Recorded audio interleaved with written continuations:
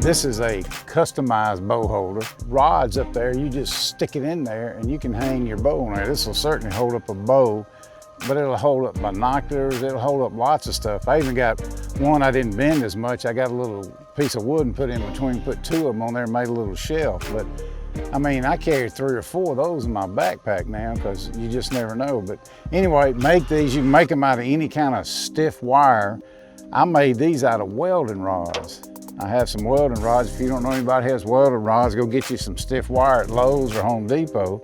And it's just all about the bends. You take about 2 inches on top, bend them back. I bend them together like that. That flux will start coming off, knock that off.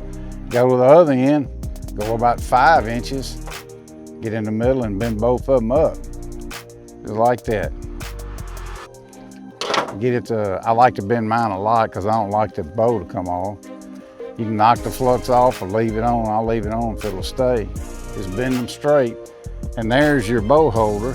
And I always wrap mine in electrical tape. All the way up and all the way down. Line them in there together like that. Wrap it in electrical tape. And that's the finished project. I'm not sure what a welding rod costs, but I figure I got about $1 in that. And I probably got 8 or 9 of them already made up. So bow holder, leaving the blind, hey, if you lose that, no big deal, but it does come in handy.